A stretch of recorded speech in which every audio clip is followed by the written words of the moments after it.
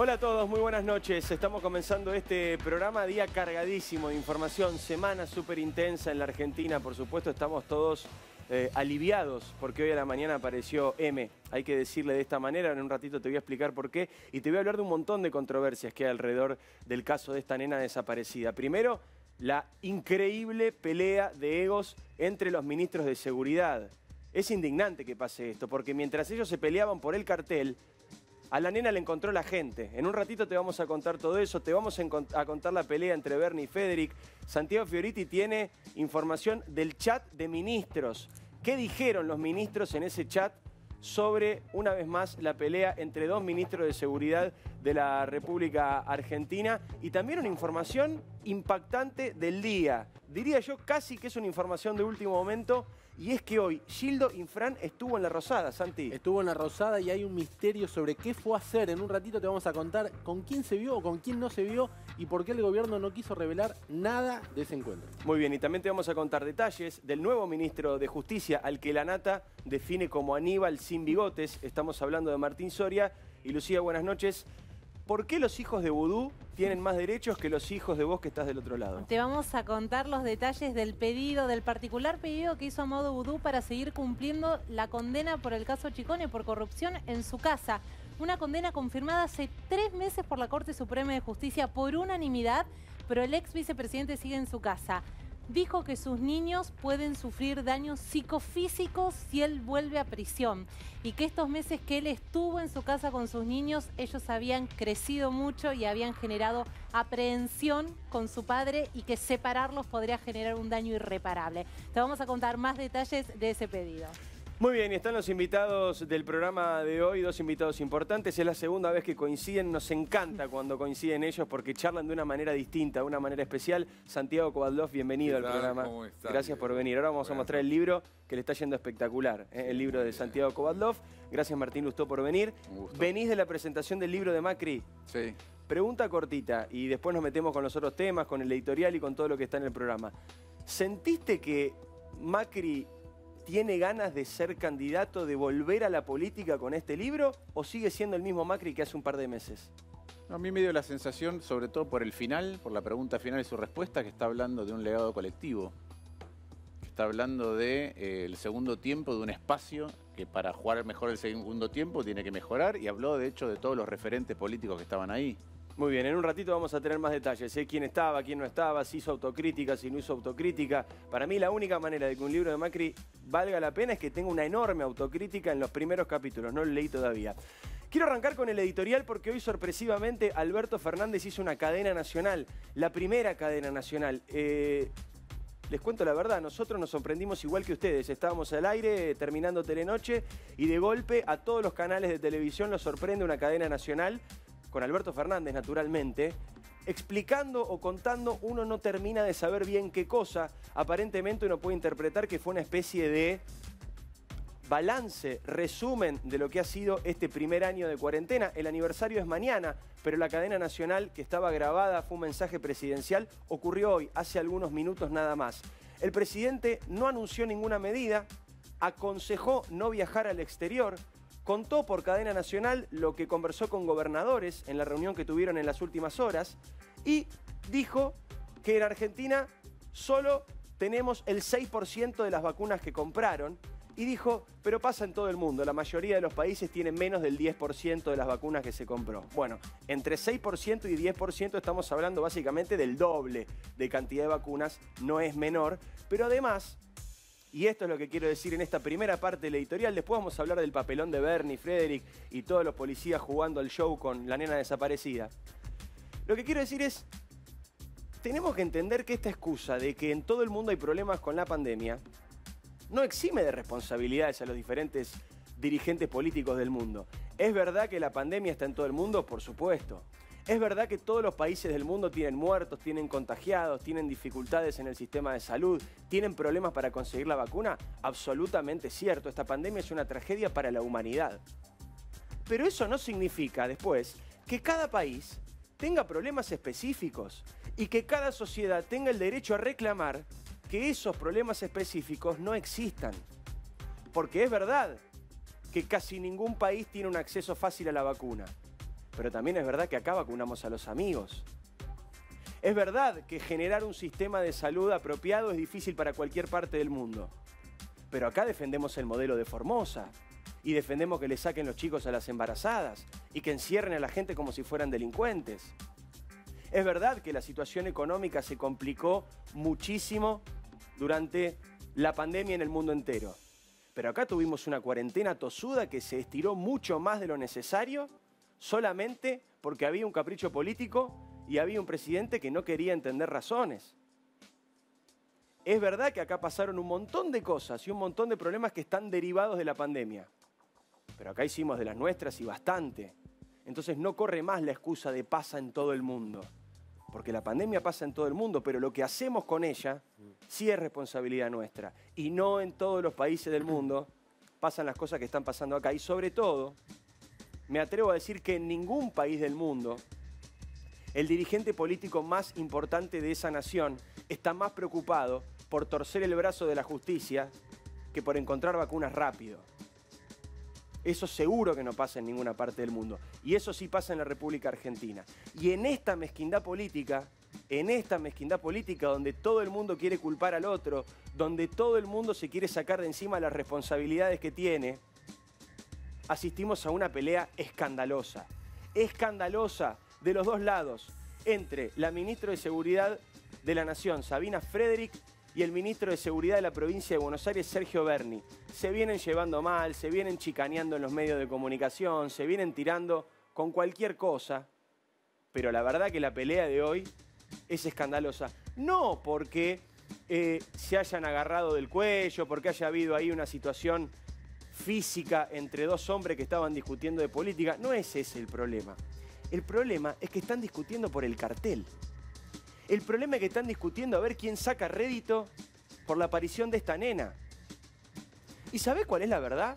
Hoy lo contaba Edgardo Alfano en Telenoche. Los policías federales se peleaban con los policías bonaerenses a ver quién mostraba que había encontrado una prueba. A ver quién mostraba el busito de la nena.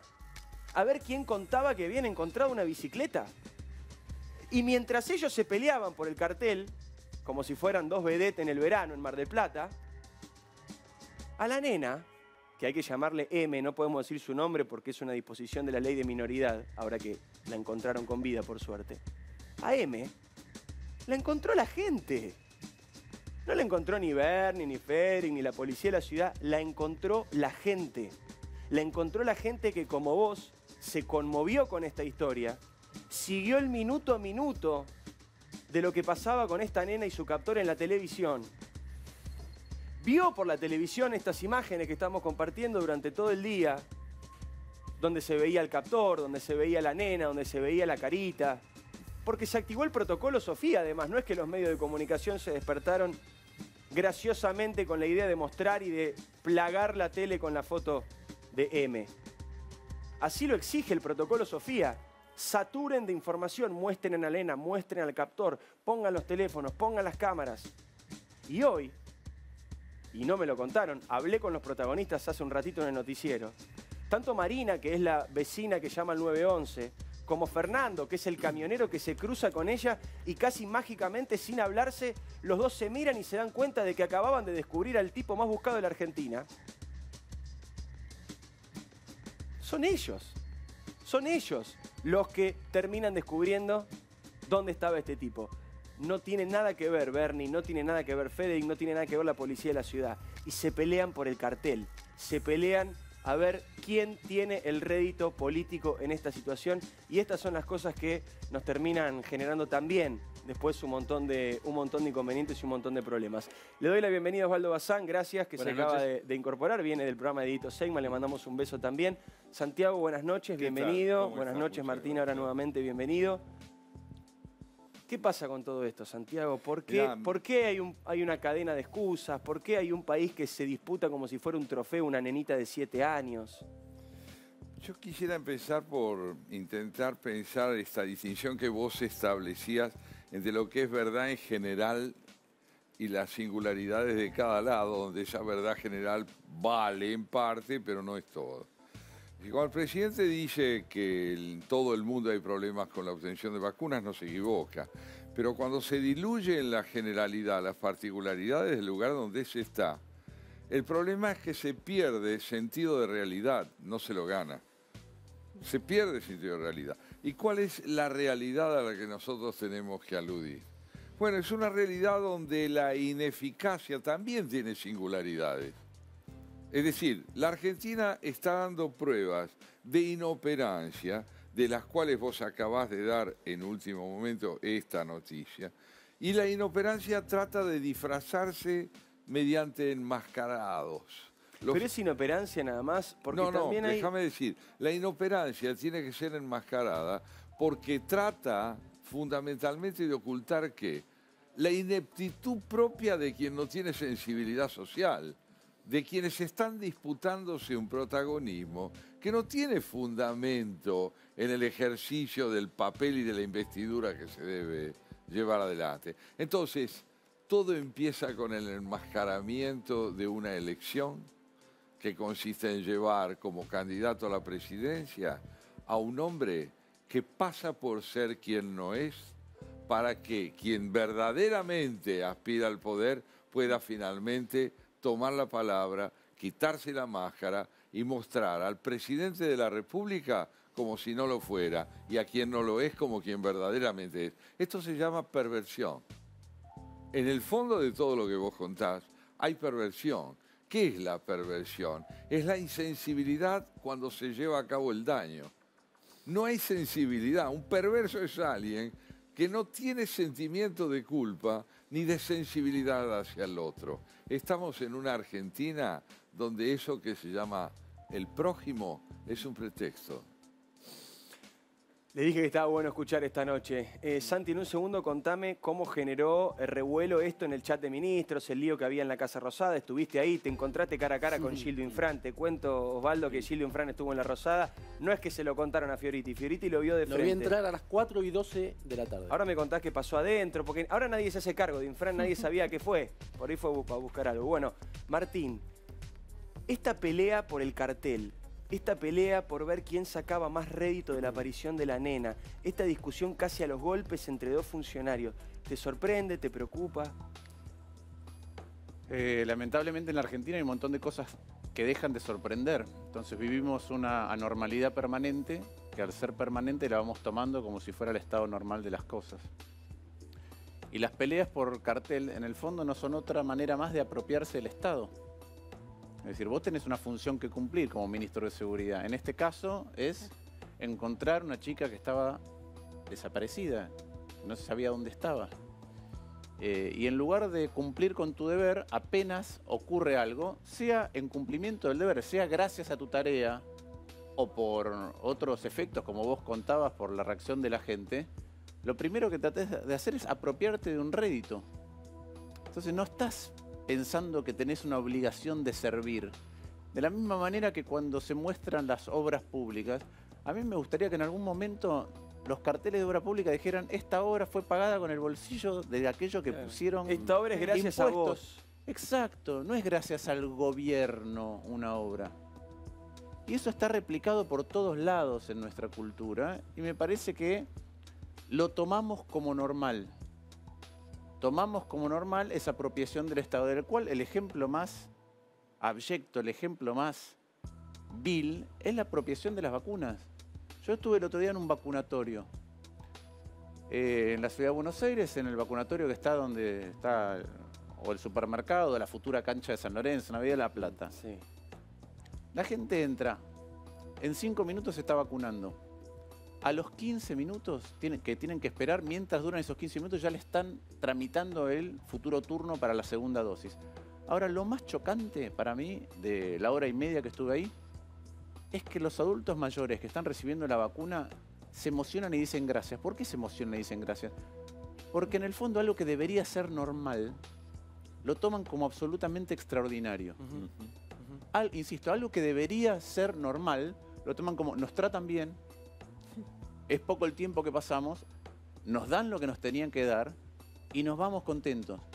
Y se emocionan. Ahora, a esa misma gente mañana vos le tenés que explicar por qué no hay vacunas. ¿Y por qué no hay vacunas, Martín? Y vos contabas Digo, Alberto Fernández recién dijo en la cadena, llegaron el 6% de las vacunas que compramos. Pero yo creo que pasan muchas cosas al mismo tiempo. Primero, Santiago recién decía algo de cómo se enmascaran las cosas. Entonces vos enmascarás en un problema general, cuando vas a desmenuzar los problemas generales, son particulares y son diferentes en todos lados. Entonces, lo primero que hay que decir es que hay países que le faltan vacunas, sí. Hay países que le estuvieron prometiendo a su población que iban a tener 30 millones de vacunas, 40 millones de vacunas, Claro. y no están. No. Este. Hay países en 10 donde... millones de personas dijeron vacunadas en diciembre. Vamos a tener 10 millones de personas vacunadas en diciembre. Y con 2 dosis vamos 500.000. Hay países, te subo a normalidades, hay países donde por ahí en alguna circunstancia la gente conocía hecho campaña para que te vacunes, sí. El requisito previo para hacer eso es que tiene que haber vacuna. Claro, que haya. Porque si no, ¿para qué me decís? Mira, voy a usar a... No importa si se llama Beatriz Arlo o... ¿Cómo se llama? No importa quién es. Fíjate cómo todo empieza con la corrupción de la palabra, ¿no? La palabra no es simplemente un medio de comunicación, es una forma de la identidad. Si yo, como bien dice Martín, empiezo por prometer lo que sé que no puedo cumplir para generar una expectativa, cuando se cumple lo que realmente se debe hacer, tenés una población que agradece lo que debería ser, como él dice, una obligación del Estado. Nosotros tenemos un presidente que terminó su mandato. Mirá qué notable. ¿Cómo notable? Así es. Debería ser totalmente normal. Pero ¿qué es lo verdaderamente habitual? Lo otro. La corrupción, la caída del presidente, la no finalización del mandato. ¿Dónde estamos entonces? En un territorio donde las instituciones no tienen vigencia. Y además un Estado que le cuesta planificar. Cuando nosotros hablamos de qué salió bien en materia sanitaria en la pandemia, lo único que podemos decir es que nuestros centros de atención no se sobresaturaron. ¿Sí? ¿Por qué es eso? Bueno, porque Argentina construyó hasta los 60 un Estado que era distinto del resto de Latinoamérica y entonces todavía tiene más camas por habitante que cualquier país de Latinoamérica, tiene más médicos por habitante que cualquier país de Latinoamérica. ¿Es por las acciones de los últimos meses? No. En todo caso es porque introdujiste una cuarentena. Ahora, a la hora de la rigurosidad con la que instrumentás la cuarentena, pensá las siguientes cosas. Primero, yo un día te lo mandé, los datos de proyecciones originales de cómo iban a venir Impresionante. estaban hechos copiado y pegado de la trayectoria china. No había ninguna rigurosidad detrás de las Pero proyecciones entienden esto que está iniciales. planteando Martín. Una vez lo charlamos en la radio y vos me mandaste el gráfico. Sí. Para proyectar cómo iba a afectar el coronavirus en la Argentina, se copió y se pegó la tabla que usaban para China. ¿Qué tenemos que ver con China? Pero Nada. además ya había ¿Qué pasado. valor científico puede tener eso? Nulo. Y con eso era la información de cómo iba a evolucionar en la Argentina. Eso es lo que se suponía. Yo hablaba en ese momento con gobernadores e intendentes. ¿Qué datos tienen de cuánto va a llegar a cada uno de ustedes?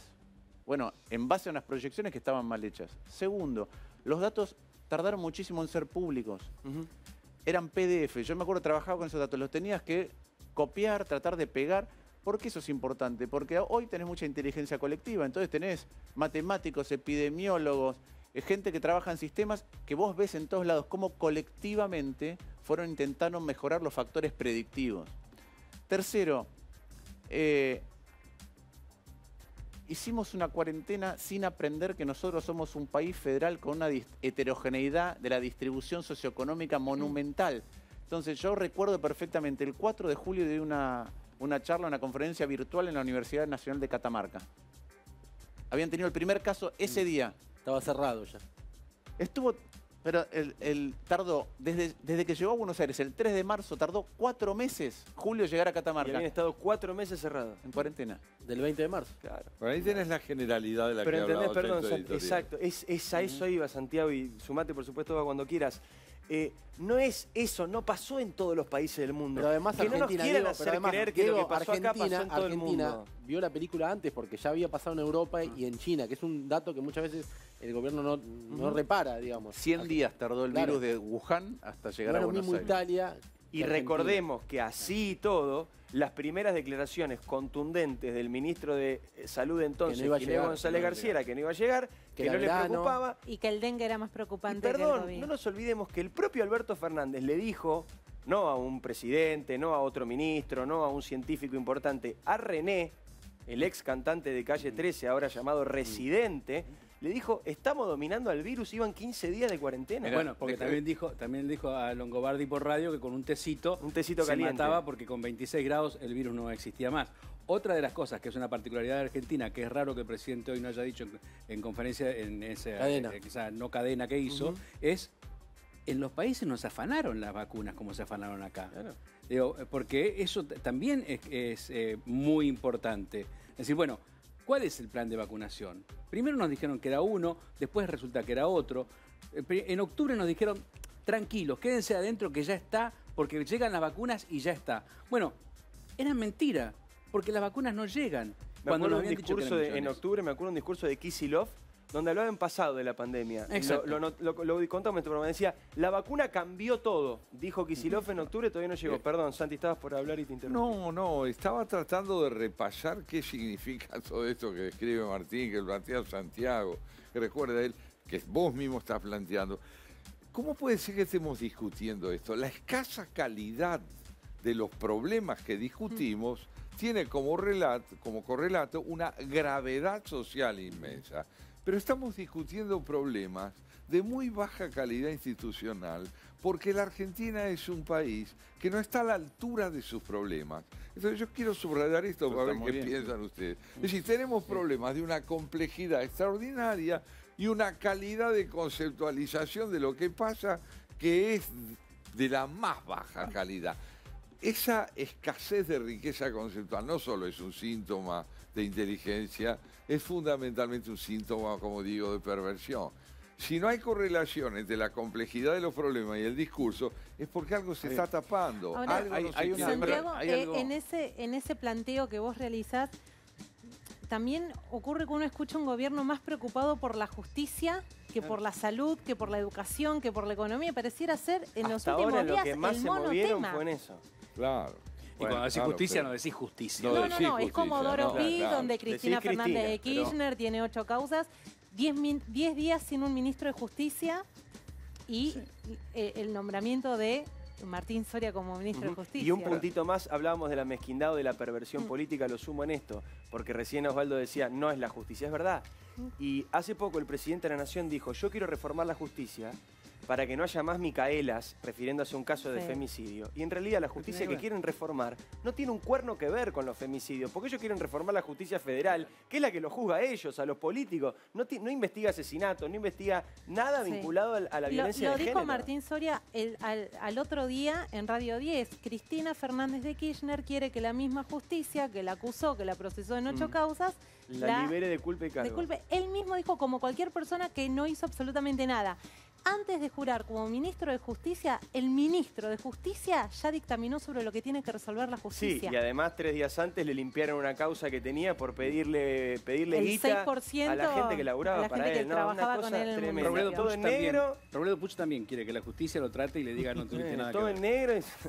Lo mismo hacía Martín Sabatella cuando estaba en AFCA. Le pedía un porcentaje del sueldo a los que trabajaban con él, se quedaba con esa guitita. Bueno, lo de Soria se cerró 3 días antes de que fuera ministro. Ya sabíamos 3 días antes de eso que iba a ser ministro. Martín, ¿estás por decir? Que Santiago rescataba la importancia del valor de la palabra, pero cuando recién exponía yo digo, hay un paso previo a la palabra que es la rigurosidad del pensamiento. Claro. Entonces, la palabra puede perder el peso que debe tener una sociedad, particularmente la palabra de un gobierno, cuando es tergiversada. Pero el problema es que cuando la palabra es emitida sin pensar antes y entonces no se valida lo que la palabra está proponiendo nunca, es de una gravedad todavía mayor. No ocurrió con las proyecciones de la rigurosidad de los datos cuando el presidente presentaba los números con respecto a otros países. No ocurrió con la rigurosidad de las proyecciones de lo que iba a pasar en la Argentina. No ocurrió con la rigurosidad de pensamiento para planificar la cuarentena. No ocurrió con las promesas de vacuna. No ocurrió, todavía no ocurre. Yo creo que Argentina ha caído en un campo magnético en donde pierde el norte moral y todavía no cobra el gobierno verdadera dimensión de lo que significa haberse apropiado de las vacunas de otros. ¿Por qué? En parte porque todavía por ahí creen su falta de rigurosidad conceptual o su palabra de que van a llegar las vacunas. Pero ahora lo que estamos viendo, que es lo que dicen los infectólogos, es hay riesgo de una ola mucho más grande, producto de... mutaciones y esas cosas. y de claro. Brasil, ¿sí? De nuevas cepas. Y nos agarra sin vacunas. Y yo creo que esto de que la gente por ahí transitoriamente se apaciguó por ahí por tomar la normalidad como lo cotidiano, lo que es, se apaciguó durante un tiempo esto, pero si mañana empezamos Bueno, por otra eso vez la a cadena ver... nacional de hoy, ¿eh? Pero está preparada, le pregunto a todos, ¿está preparada la sociedad para volver a pasar un escenario parecido al que pasamos abril, mayo, junio, julio del año pasado? ¿Se banca eso la sociedad? Yo el otro día hablaba con el dueño de un restaurante muy conocido, que ahora no voy a nombrar, con el marido de Pampita, que tiene un restaurante, y yo le decía, ¿aguantan ustedes otro cierre más? No, me dice. Es que pensar cualquier cierre nos hunde para siempre, no abrimos nunca más. Es que pensar que la cuarentena es la única herramienta que tenés para usar. Digo, eso es lo que pensábamos en marzo, en abril del año pasado, cuando no sabíamos de qué Claro, se es la trataba. prehistoria de las Osvaldo, herramientas. pero yo creo que hay dos cosas que son importantes de rescatar de lo que vos decís. Al principio, en la incertidumbre absoluta y el desconocimiento de qué es lo que viene, vos podés decir, bueno, a ver, Exacto. cuidado. Ahora, una cosa era tratar de suprimir el virus, que es cerrar y que no entre. Y si él entró, estamos todos aislados. El que lo trajo, el virus va a desaparecer porque esa persona está aislada. Y otra cosa es cómo lidias una vez que está acá. Claro. ¿Por qué? Porque la primera etapa fue tratemos de suprimirlo, tratemos de que no entre todo el mundo a un hotel. Una vez que entró acá, vos tenés las herramientas que tenés. Un Estado sofisticado tiene más herramientas y paga menos costo por tener que usar una dosis mucho mayor de una sola herramienta. Es verdad. Entonces, eso le pasa a la Argentina. No tiene ninguna otra herramienta Claro, para si lidiar tu con caja de mayor herramientas, a ver si sofisticación. entiendo lo que decís, Martín. Si vos en tu caja de herramientas tenés solamente un martillo Claro. y cada problema de la casa lo querés arreglar con el mismo martillo, y si el martillo no lo arregla, en lugar de dejar el martillo, lo que haces es ensañarte y martillar cada vez más Bueno, fuerte. perfectamente. Es decir, delante de qué estamos. Hay una mentira que insiste en pasar por verosímil. Y hay un pueblo desencantado y además sufrido que ha comprendido que lo que un día parecía posible en verdad no era cierto y no está dispuesto a devolverle a esa palabra que insiste en ser creíble el lugar que le dio en otro momento. ¿Qué es lo que ha dicho Osvaldo? ¿Qué es lo que planteó Martín? Entonces, insisto en esto porque me parece importante. ¿El violador se va a portar bien? ¿Le voy a creer cuando me dice que nunca más va a insistir en destrozar una criatura?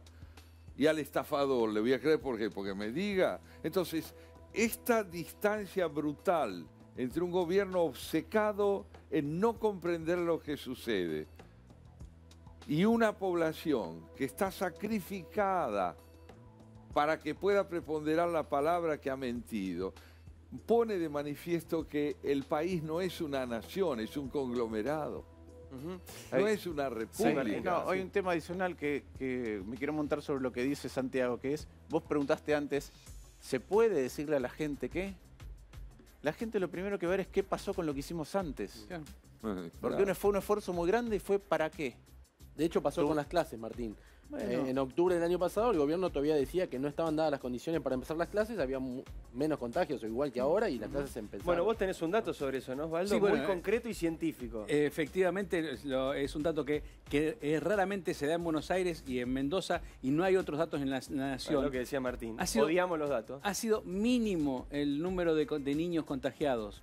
No llega al 1% el número de niños contagiados de los 700.000 en realidad de 700.000 personas que conforman a toda la colectividad escolar, ¿no es cierto? Claro. Entonces, ¿esto qué significa? 0,6, ¿no? Es el- 0,6, 0,7. ¿Qué significa esto? Que quizás podíamos haber tenido clases durante el año, teniendo en Por cuenta... lo menos una buena parte de la... por lo menos una buena parte del año, pero además, digo, tratamos a todo el país, esto también con el problema federal que comentabas al principio, como si fuera Buenos Aires. Hay pueblos de 3.000 habitantes. Mi pueblo en Santa Fe de 3.000 habitantes no tuvo un caso hasta septiembre. Y los chicos no tuvieron clase desde marzo y ahora mismo tienen 4 horas por semana de presencialidad. Hubo clases, por supuesto, las clases virtuales, aquellos que pudieron recibir las clases virtuales, ¿no? Osvaldo, pero suponete que hubieras tenido que cerrar en algún momento, sobre todo por Sí. el desconocimiento al principio del video. Sí. Yo te digo, miremos nuestro Estado, miremos la educación que es tan importante. ¿no? Te digo, ¿nuestro Estado estaba preparado para administrar contenidos de otra manera? No. No.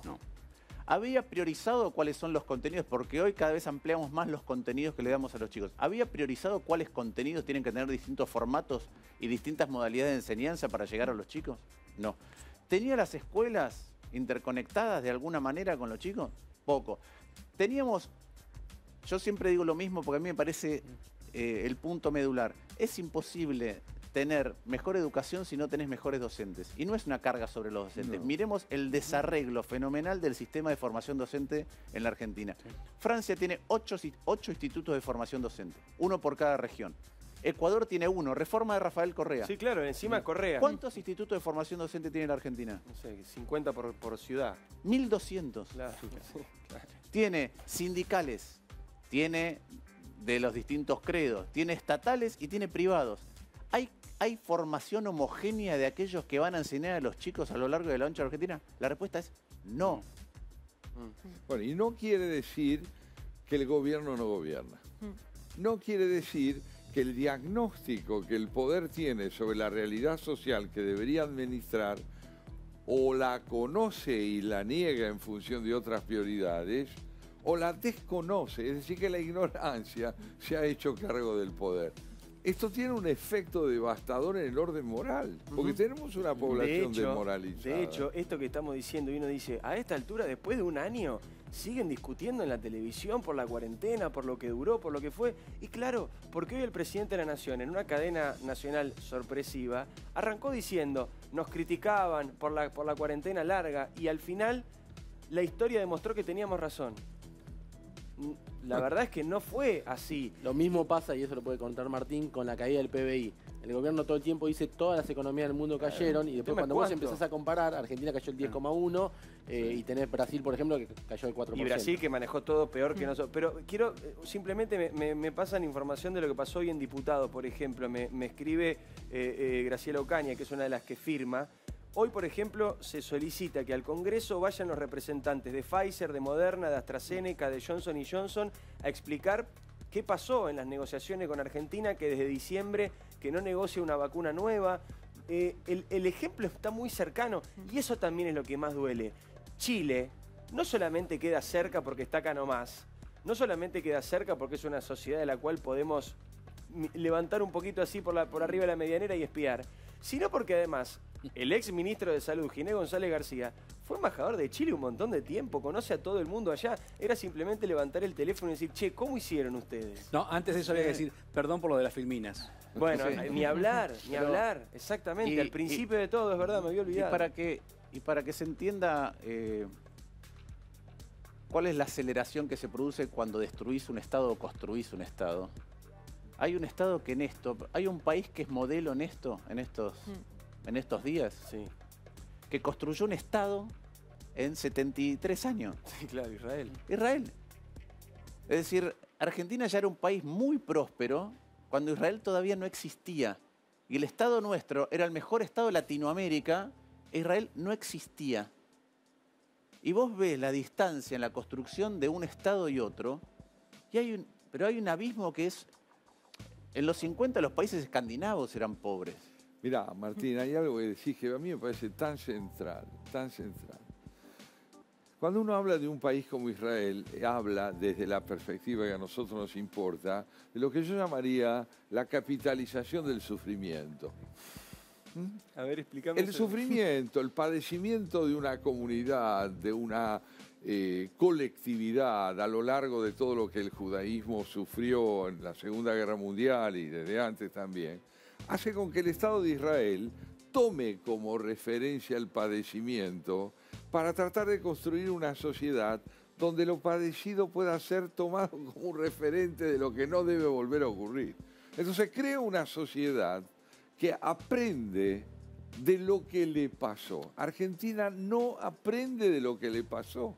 Sí. Es decir, el pasado tiene vigencia. Este es nuestro principal problema, Yo ¿no? tengo Si uno la pudiera impresión- resumir, si viniera hoy un genio... Escúchame, perdón, estoy hablando demasiado, pero lo que quiero decir es esto. La referencia a la educación que está haciendo Martín, o que hizo Martín, ¿qué educación? Este país era vanguardia en educación. Ahora, lo que se perdió ¿por qué? Porque era disfuncional. o porque no supimos cuidar un aprendizaje y lo dejamos caer. Total. No pudimos capitalizar nuestros fracasos posteriores al momento en el cual la palabra educación y ciudadanía se equivalían. Pero ¿Ahora crees que es casual? Déjame para decir esto. Me parece que este es el problema del corazón del... Si viene alguien de afuera, un genio que baja una lámpara, un extraterrestre de un plato de leche, elegime un quilombo de la Argentina, un problema que pueda resumir a todos. No aprendemos de nuestros errores. Bueno, déjame elaborar sobre eso dos cosas. La primera es, Santiago marca una cosa de Israel, pero déjame marcar otra que tiene que ver con lo siguiente. Esa misma naturaleza que describía Santiago hace que tenga sentido dos cuestiones que son fundamentales en la construcción de una nación. Que es, uno, hay un objetivo colectivo y hay un compromiso individual con un objetivo colectivo. Sí, claro. Si no está eso, lo que tenés es un desorden, una anomia, en Argentina diríamos un sálvese quien pueda, pero no hay un objetivo colectivo en pos del cual todos estamos dispuestos a hacer nuestra parte. Y para mí se refleja más cabalmente en ningún que otro lugar cuando vos mirás los currículum vitae de los premieres de Israel y los nuestros. Porque a medida que pasa el tiempo, no solamente están más formados académicamente, sino que desde el principio de los tiempos han tenido que hacer un sacrificio. Casi todos han combatido. Bueno. Entonces, cuando ahora, es decir, vos ves premieres que combaten versus otros que dicen, nos tenemos que vacunar primero. Qué acto de cobardía ese, es verdad lo que planteas. Sí, Santiago o Martina, cualquiera de los dos, esto de la educación me parece un punto central. ¿Es casual? Digo, ¿es una cuestión de inoperancia, de no verlo, o hay una decisión predeterminada en no darle relevancia a la educación? Parece un contrasentido, pero ¿cómo puede ser que haya sido motivo de disputa entre nación y la ciudad? Clases sí, clases no. ¿La pobreza tiene rentabilidad política? Sí. ¿La ignorancia tiene rentabilidad política? Sí. Entonces, ¿qué clase de gobierno es el que puede extraer la rentabilidad política de la ignorancia y la pobreza? El que no esté decidido a construir un Estado, a generar responsabilidad individual y un bien común que se llama Constitución Nacional o repertorio de leyes y valores que tienen significado en mi vida personal y en la vida colectiva. Entonces, hay una finalidad destructiva, tanática, en esta idea de hacer de la ignorancia y la pobreza un recurso para consolidarse en el poder. Es preciso verlo de frente. Quiero escuchar a Martín sobre esto. Yo no lo comparto Siento plenamente. que tenés algún matiz, por eso Sí, porque te yo creo dos cosas. Primero, que no hay que adjudicar a la conspiración lo que es producto de la ineptitud. Pero segundo, si querés más cercano a lo que dice Santiago, pero no yendo hasta ese lugar, yo lo que creo es cuando el rédito que vos estás buscando es siempre cortoplacista. Yo digo, para mí el populismo, una vez un amigo, Daniel Larriqueta, me dijo que el populismo es la subordinación permanente del largo plazo al corto plazo. Entonces, si esa es la mirada con la que vos vas a construir un Estado, bueno, el Estado todo el tiempo le estás tratando de sacar rédito. En lugar de discutir cómo vuelven los chicos a clase de manera segura, estás viendo cómo le pones una zancadilla al Estado subnacional de enfrente. Sí. Entonces, eso o esperás que fracase su plan de volver a las degrada. aulas. Ahora, yo irme tan lejos como decir que hay un sector de la política que lo que hace es deseducar a nuestros chicos a propósito. No. De la misma manera que no creo que nos generen inseguridad a propósito, ni descalabro económico a propósito. Creo que es una falta de rigurosidad conceptual. Yo creo que Argentina está subdiagnosticada. Pero la irresponsabilidad de los gobiernos que proceden así, ¿no te parece que es una forma de falta de desprecio? Mira, y vos volviendo, déjame el campo. Dale, señor Madí, quiero escuchar un segundo. Esto solito, los aprendizajes de Argentina. Nos llevó la violencia de los 70 para entender que queríamos vivir en democracia. Nos llevó la hiperinflación de los 80. Perdóname, todavía hay algunos que siguen jodiendo con la violencia de los 70. Pero nos llegó la hiperinflación de los 80 para saber que no nos gustaba la inflación y que queríamos un Estado más ordenado. Nos llevó la debacle de los 90 para saber que queríamos otro tipo de Estado. Decime cuáles de esos aprendizajes perduraron. Ninguno. Seguimos teniendo inflación, el Estado no puede resolver nada a pesar que es cada vez más grande. Y nuestra democracia, que la seguimos manteniendo, si la analizás o la evaluás en términos de la calidad del debate democrático en la Argentina, está peor. Por lo tanto... Una puntadita de Sí, Osvaldo. sí, No, Osvaldo, Osvaldo. teniendo en cuenta lo Quiero que mostrar los preguntaba- libros también, lo que que hay muchos preguntaba, libros hoy. lo que preguntaba Lucía. La verdad que sería elogiarlos pensar que lo hacen a propósito. Sería pensar que algo les sale. Digo, para mí son muy ineficaces. Digo, gestionan todo tan mal que, como además tampoco les importa el producto de lo que tienen que gestionar, bueno, hacen mal el tema de la educación, sí, lo hacen mal, pero ni siquiera es a propósito. Si fuera a propósito, por lo menos serían perversos. Ni siquiera son Yo creo que lo perversos. son. Son tontos. Lo hacen mal. Perdón. Me encanta esto que se está formando acá en el programa. Es una charla entre todos, como siempre que vienen Martín y Santiago juntos, que es la segunda vez que los traemos porque sabemos que se da esto, se da la posibilidad de conversar, de encontrar matices, otros caminos, parar un poco la pelota y revisar el largo plazo, la película un poquito más entera. Santiago acaba de publicar un libro que es un éxito de ventas y que viene justamente a satisfacer esta demanda de la cual estamos hablando desde que comenzó el programa. Hablan de la República, hablan de todos estos problemas. En un ratito te lo vamos a mostrar también, por supuesto. Y no te podés ir, créeme con lo que te digo. Primero, porque vamos a hablar de los hijos de Vudú y por qué los hijos de Vudú tienen más derechos que tus hijos. Y que los hijos de todos los presos de la Argentina. Y finalmente, ¿qué hacía Gildo Infran en la Casa Rosada el día de hoy? Y la pregunta que más inquieta, ¿es Formosa el modelo hacia donde quieren ir los Fernández? Quédate.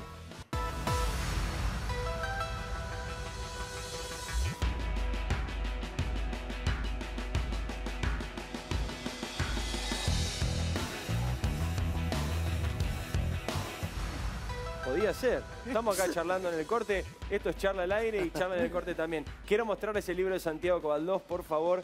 Insisto, es un librazo que le está yendo espectacular. República Urgente. Alegato por una democracia auténtica, Santiago Cobaldós y Héctor Guyot. Y esto que decías, ¿no? Esto que estamos charlando hoy, esta demanda del argentino por más república, está ahí en el libro. Y sí, este es un libro que retrata dos tensiones básicas. La que genera la disputa entre un sistema democrático republicano y la que propone el populismo al que también se refería Martín. Son dos sistemas, no son dos fuerzas dentro de un mismo sistema. Porque si nosotros estuviéramos una disputa entre tendencias dentro de una misma concepción de la democracia, sería una cuestión de matices. Es verdad. Pero acá no estamos delante de una concepción de la democracia. Tenemos que elegir entre el porvenir y el pasado, entre la inoperancia y la búsqueda de eficiencia. Y cuando votemos tendríamos que saberlo.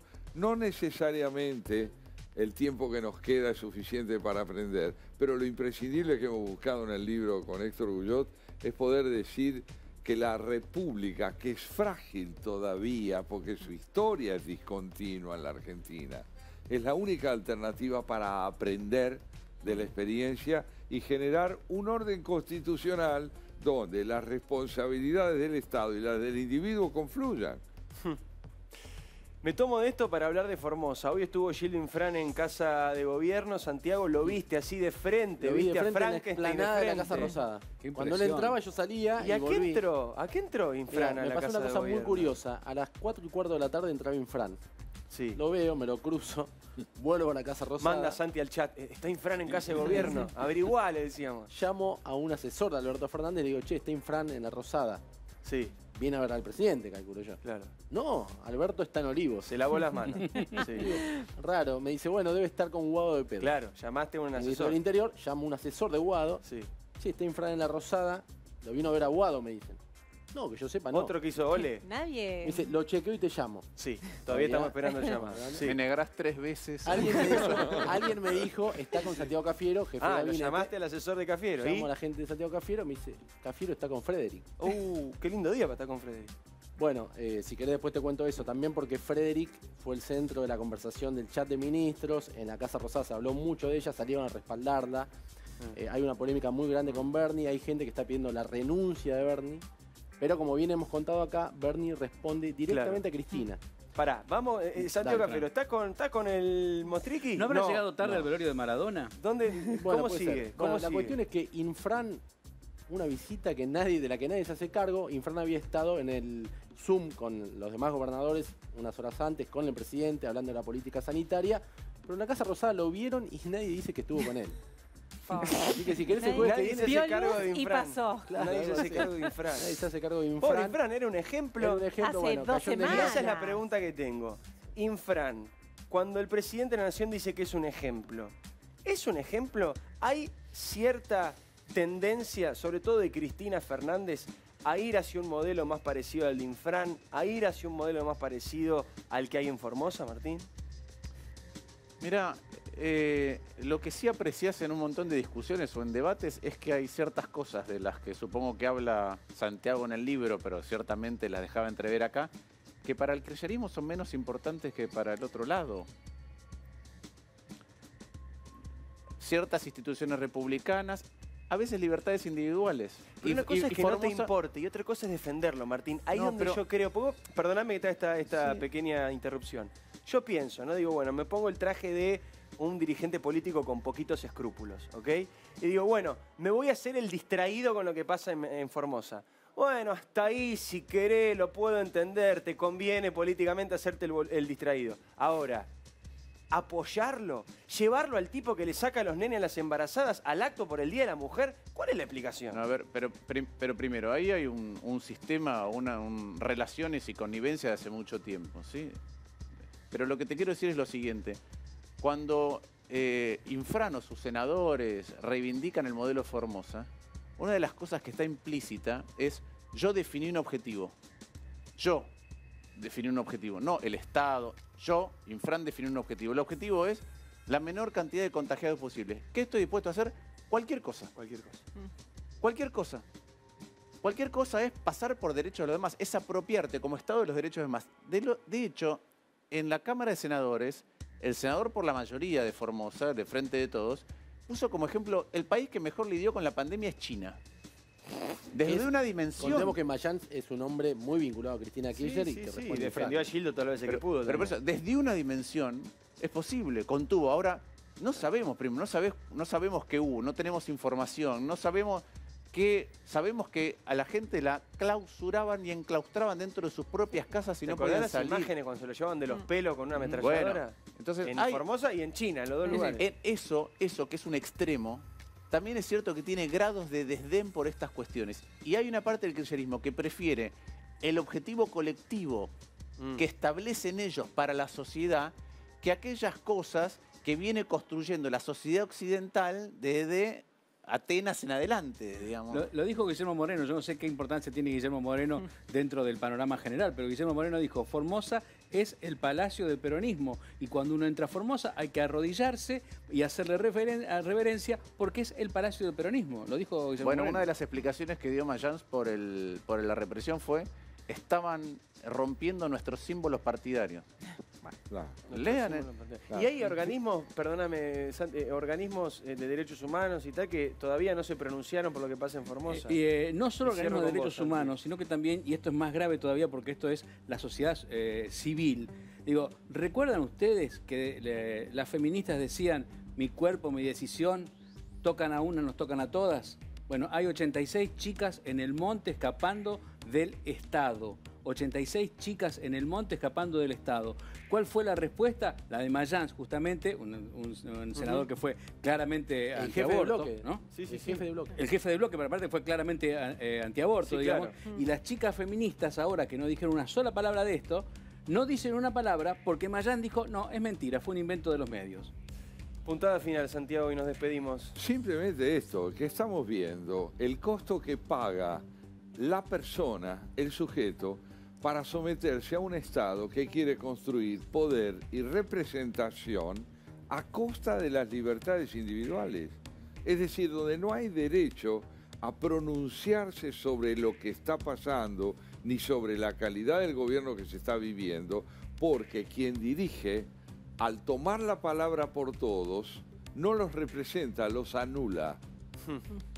Gracias, Santiago, por Gracias venir. a Un placer vos. tenerte. Recomendamos el libro que acabas de publicar. Lo podemos mostrar en pantalla una vez Muchas más. gracias. Gracias, Martín. Siempre un placer tenerte acá y poder charlar y discutir con otros tiempos y con otra mirada. Quiero que vean este otro libro de nuestra amiga, de nuestra compañera Lucía Salinas. Tremendo libro, Prisioneros, relato de la vida carcelaria.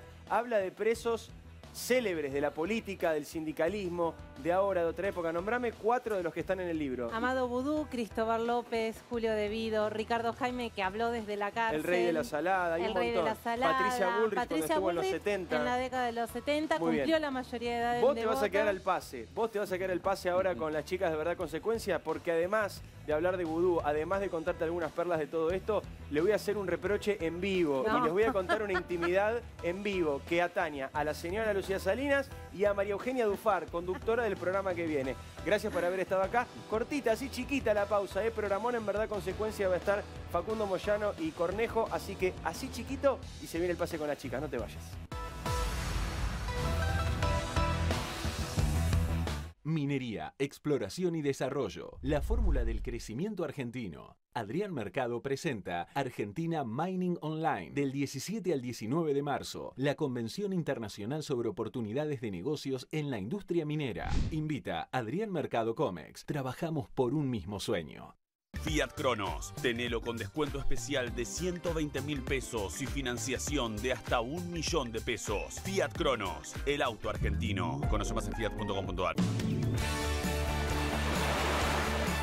Salí, sentí, viví. La vida es acá. La vida es ahora. Excelerate brinda servicios de regasificación de GNL para abastecer a la Argentina de energía confiable, económica, ayudando a las industrias a crecer y a los hogares a mantenerse seguros y confortables. Excelerate Energy. Convertimos grandes ideas en energía real. Ahora con la app Galicia y Modo podés manejar tu dinero de manera más simple desde donde estés. Con Modo y la app Galicia podés hacer cada vez más.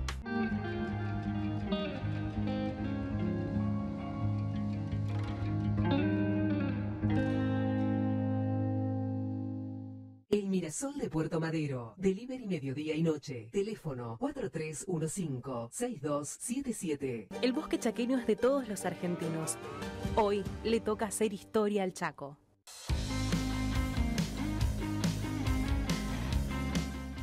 ¿Tenés un vecino? Tenés tu banco cerca. Ayudarnos. Lo mejor de ser vecinos. Banco Ciudad. Te quiere ver crecer.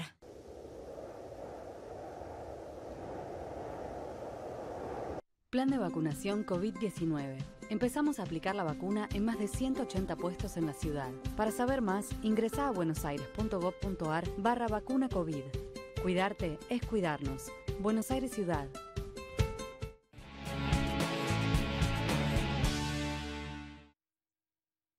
¿Ya pensaste qué vas a hacer en Semana Santa?